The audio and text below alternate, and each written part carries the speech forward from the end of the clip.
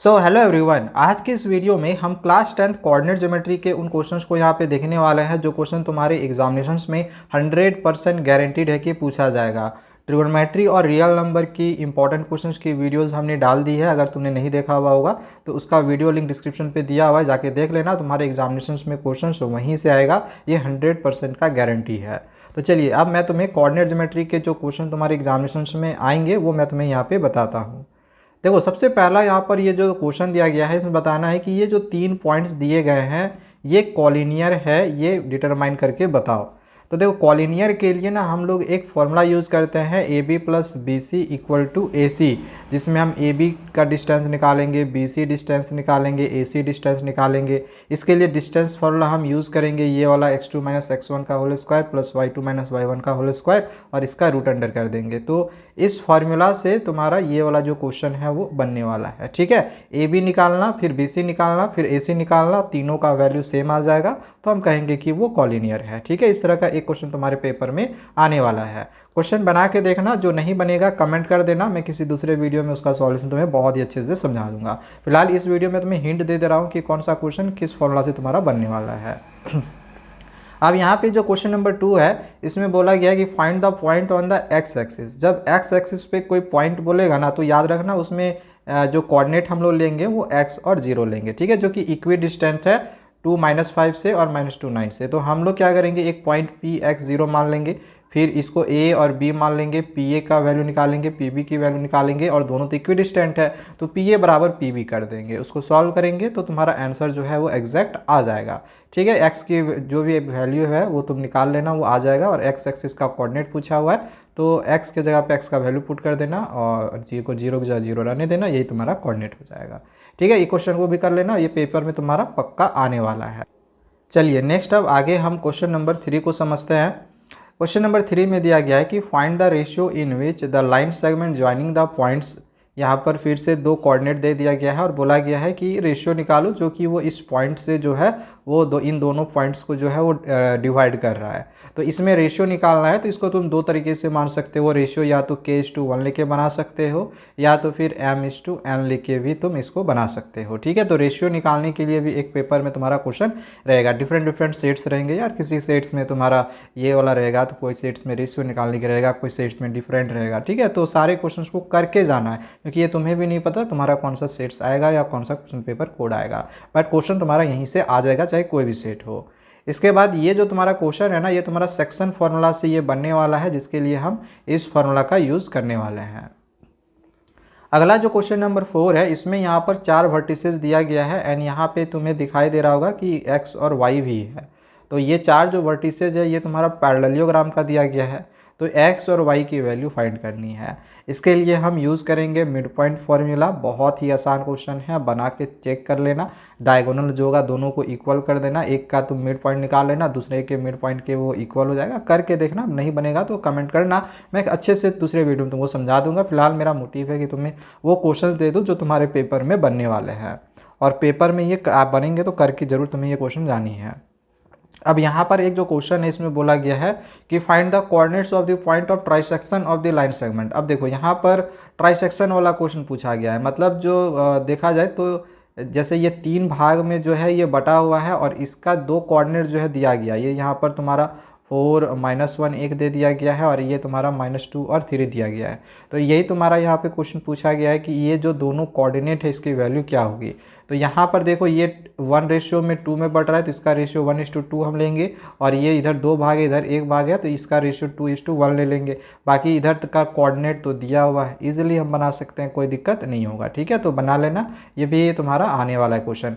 Standard basic दोनों में से आ सकता है, किसी में भी पूछा जा सकता है, तो करके जाना है। ठीक है, इसके बाद अगला जो यहाँ पर क्वेश्चन है इसमें एक क्वाड्रिलेटरल का यहाँ पर देख लो वर्टिसेस दिया गया है, और क्वेश्चन में पूछा गया है कि प्रूव करके दिखाओ कि ये जो ABCD है ये रोहम्बस है बट स्क्वायर नहीं है।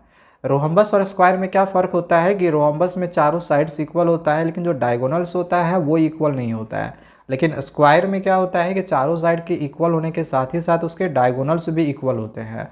तो हमें डिस्टेंस फार्मूला का यूज़ करते हुए AB निकालेंगे, BC निकालेंगे, फिर CD निकालेंगे, DA निकालेंगे, चारों साइड्स निकाल लेंगे। चारों साइड्स का वैल्यू देखना इक्वल आ जाएगा, ठीक है। तो वो स्क्वायर हो सकता है, रोम्बस हो सकता है, लेकिन कैसे पहचानेंगे कि स्क्वायर है कि रोम्बस है, तो इसके लिए हम डायगोनल भी निकालेंगे। तुम देखना कि डायगोनल जो होगा वो एक मतलब यहाँ पर इक्वल आ भी सकता है और नहीं भी आ सकता है। आज मतलब यहाँ पर देखा जाए तो ये डायगोनल जो इक्वल नहीं होगा, चूँकि यहाँ पर यही चीज़ बोला है कि ये रोम्बस है, स्क्वायर नहीं है, तो डायगोनल जो है तुम्हारा इक्वल नहीं आएगा। तो समझ जाना डायगोनल इक्वल नहीं है तो रोम्बस है, चूँकि स्क्वायर का जो डायगोनल होगा वो इक्वल होगा। अगला यहाँ पे जो क्वेश्चन नंबर 7 है, इसमें मिड पॉइंट फार्मूला का हमें यूज़ करके निकालना है, ठीक है। इसमें एक सर्किल है, the centre of a circle, circle का सेंटर का ये कोऑर्डिनेट दे दिया गया है। डायमीटर का जो एक एंड है वो तुम्हारा दिया गया है, तो दूसरा एंड हमें निकालना है। जैसे फिगर कुछ इस प्रकार से तुम्हारा बनेगा, इसका कोऑर्डिनेट दिया हुआ है, इन दोनों में से कोई भी एक का कोऑर्डिनेट ले लो, दूसरे वाले का यहाँ पे तुमको फाइंड करना है क्या होगा, ठीक है। बना के देखना, नहीं होगा तो बताना, मैं तुम्हें समझा दूंगा किसी वीडियो में। अब ये जो तुम्हारा क्वेश्चन है, ये तुम्हारा पाइथागोरस थ्योरम भी इसमें यूज़ होने वाला है, ठीक है। तो इसको अच्छे से कर लेना, नहीं बनेगा तो बताना, मैं किसी अदर वीडियो में इसको मैं समझा दूंगा। फिर अगला यहाँ पर जो क्वेश्चन दिया गया है, ये तुम्हारा सेक्शन फार्मूला का यूज़ करते हुए बनेगा। इसमें भी तुमको रेशियो ही निकालना है, ठीक है। ये जो लाइन है, ये लाइन जो डिवाइड कर रहा है, इन पॉइंट्स को डिवाइड कर रहा है, ठीक है। तो यहाँ पर हम मान के चलो 4x + y = 4 हम ऐसे डिवाइड कर दिए, ठीक है। तो इसका सेक्शन फार्मूला का यूज़ करके इसको बना के देखना, ट्राई करना, नहीं बनेगा तो बताना, मैं अदर वीडियो में भी इसका सॉल्यूशन को अच्छे से समझा दूंगा, ठीक है। चलिए आगे बढ़ते हैं। अगला जो क्वेश्चन नंबर 10 है, इसमें शो करके दिखाना है कि ये जो है ये वर्टिसेस है आइसोस्केलस ट्रायंगल के। तो हम क्या करेंगे, ए बी निकालेंगे, बी सी निकालेंगे, ए सी निकालेंगे, और हम देखेंगे कि उसमें से किसी दो साइड्स का जो वैल्यू होगा वो इक्वल होगा। और निकालेंगे कैसे, तो डिस्टेंस फार्मूला का यूज़ करते हुए ए बी, बी सी और ए सी निकालेंगे। तो दो साइड्स अगर बराबर निकल जाए तो हम समझ जाएंगे कि वो आइसोस्केलस है, ठीक है, दो साइड्स इक्वल आ जाएगा। देन इस क्वेश्चन में हमें मिड पॉइंट फार्मूला का यूज़ करना है, जिसमें हमें यहाँ पर ये जो एम है इसकी वैल्यू फाइंड करनी है, ठीक है। ये मिड पॉइंट तुम्हारा दिया गया है। कुछ अब मल्टीपल चॉइस क्वेश्चन है, इसको कर लेना, ठीक है। फिर यहाँ पर भी एक मल्टीपल चॉइस क्वेश्चन है, इसको करना। एंड एक और तुमको यहाँ मल्टीपल चॉइस क्वेश्चन दिख रहा होगा, इसको कर लेना। ये सब सारे क्वेश्चन तुम्हारे मल्टीपल चॉइस पेपर में आने वाले हैं, ठीक है। ये सब क्वेश्चन तुम्हारे एग्जामिनेशन में गारंटी आ जाएगा। फिर यहाँ पर ये जो क्वेश्चन नंबर 15 है, इसमें किसी पैरेललोग्राम का यहाँ पर देखो 3 वर्टिसेस दिया गया है, तो चौथा वर्टेक्स क्या होगा ये तुमको फाइंड आउट करना है। तो ये भी तुम्हारा मिड पॉइंट फार्मूला का ही यूज़ करके ये क्वेश्चन तुम्हारा बनेगा, ठीक है। नेक्स्ट क्वेश्चन नंबर 16 दिया गया है कि if the point X Y, अच्छा यहाँ पर ये जो पॉइंट एक्स वाई है ये इक्वी डिस्टेंट है पॉइंट क्यू आर के। तो इक्वी डिस्टेंट है तो हम क्या करेंगे, पी क्यू और पी आर निकाल लेंगे, फिर दोनों को बराबर कर देंगे। बराबर करोगे तो देख लेना, उसको सॉल्व करोगे ना तो बी एक्स बराबर ए वाई तुम्हारा आ जाएगा।